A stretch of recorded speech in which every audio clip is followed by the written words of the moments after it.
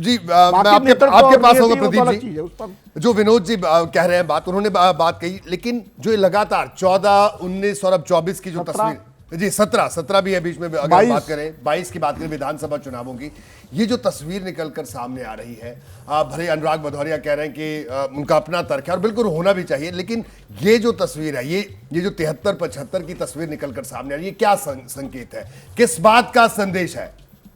नहीं देखिए रोहित जी, ऐसा है कि चुनाव परिणामों पर नज़र डालिए। बीजेपी ने 2014 में अपना सामाजिक आधार उसका विस्तार किया जी, और उसके बाद के चुनावों में उस सामाजिक आधार को पुख्ता किया। और सामाजिक आधार कितना पुख्ता है इसकी परीक्षा केवल चुनाव में होती है, बिल्कुल, और चुनाव नतीजे से पता चलता है।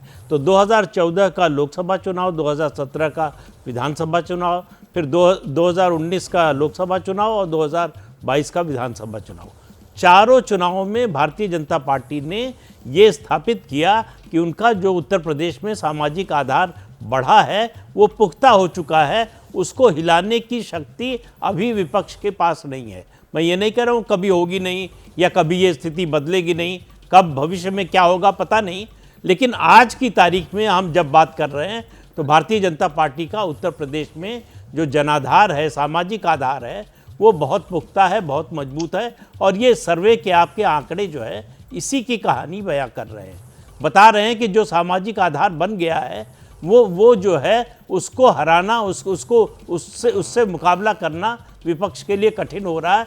जब 19 में सपा बसपा का गठबंधन हुआ तो अर्थमेटिक को देखकर लगता था कि अब बीजेपी के लिए टिकना बड़ा मुश्किल होगा, लेकिन नतीजा जो आया हम सब ने देखा कि नतीजा किस तरह का आया।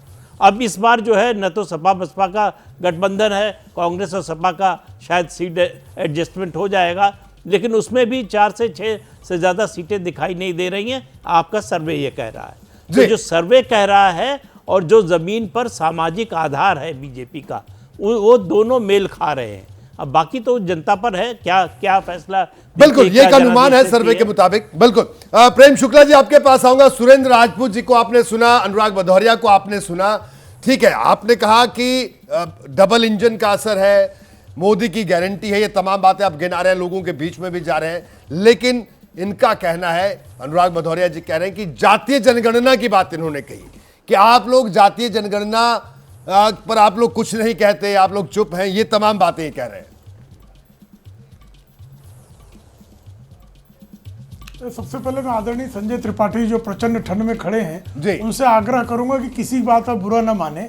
भाई तो कांग्रेस के जनरल सेक्रेटरी रणदीप सुरजेवाला वो मतदाताओं को दैत्य तक कहते हैं, अभी तो सिर्फ कार्यकर्ता ही भाजपा कहा गया है, तो इसमें कोई अपमान की बात नहीं है। जो लोग मतदाताओं को दैत्य तक कह देते हो, कार्यकर्ता कहे तो कोई बुरा नहीं मानना चाहिए। अभी उपचुनाव की बात कर रहे थे तो भाई एक उपचुनाव तो गिनाया सुरेंद्र राजपूत जी ने, लेकिन आजमगढ़ में ही जो है लोकसभा के उपचुनाव भी हुए, भाजपा जीती। रामपुर में लोकसभा के उपचुनाव हुए, भाजपा जीती। स्वार में जो है विधानसभा के उपचुनाव हुए, भाजपा जीती। तो ठीक है, फिर भी जो है अगर उनको लगता है वो जीत जाएंगे तो भाई ठीक है, पराजय में भी अहंकार पालने की उनकी जो कला है उसका अभिनंदन है। जी सुरेंद्र जी, मैं 3-4 चीजें बड़ी साफ हैं। पहली बात तो मैंने जो आखिरी उपचुनाव था उसकी बात करी। अगर आप स्वार की बात करेंगे, रामपुर की बात करेंगे, तो आपको खतौली की भी बात करनी पड़ेगी। घोसी का उपचुनाव विनोद जी के मैं नजरों में डालना चाहता हूं, बाकी औरों की नजरों से मुझे कोई बहुत ज्यादा विशेष फर्क नहीं पड़ता, कि घोसी का उपचुनाव विशेष परिस्थिति का था, बाकियों का उपचुनाव था दूसरी परिस्थिति। घोसी के उपचुनाव में आपने प्रत्याशी को चुराया, घोसी के उपचुनाव में आपने दम्भ और अहंकार के जरिए एक आदमी को उठाया और कहा अब हमारी पार्टी से लड़ो। तो तब जनता उठी और उठकर के जनता ने कहा कि देखो इस तरीके का अहंकार हम आपका नहीं मानेंगे। जिस दारा सिंह चौहान को उसी घोसी ने जिताया था, उसी दारा में, ठीक है यार, आप बैठा करके भाजपा वालों से बतिया लीजिए। सुरेंद्र जी सुनिए, चलिए ठीक है, आप करिए। आप सुरेंद्र भाई ब्रेक भी तो लेना है। अभी अब आप नाराज, अब आप सबसे ही नाराज हैं। आपका कहना है कि आपको हमसे भी कोई फर्क नहीं पड़ता है। सुनिए, तो अब ब्रेक के लिए तो रुकना होगा सुरेंद्र भाई।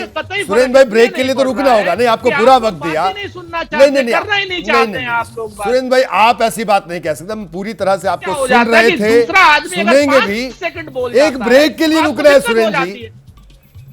आप नाराज मत होइए सुरेंद्र जी, नाराज बीजेपी वालों से होइए, हमसे क्यों नाराज हो रहे हैं मैं कह रहा हूं साहब? आपसे कि अरे आप रुक जाइए, ब्रेक के लिए कर रहे रुकना है हैं। सुरेंद्र जी, भाजपा वालों से फिर बात दोबारा कीजिए, आएंगे, पैसे फिर ले दोबारा रहे हैं, बात पैसे ले करेंगे। रहे हैं। ब्रेक के बाद आ जाए। बिल्कुल बिल्कुल, पता नहीं सुरेंद्र राजपूत जी आज गुस्से में, आजकल गुस्से में बहुत नजर आ रहे हैं।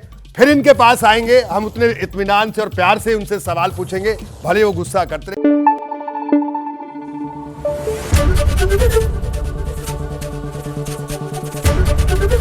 एबीपी न्यूज आपको रखे आगे।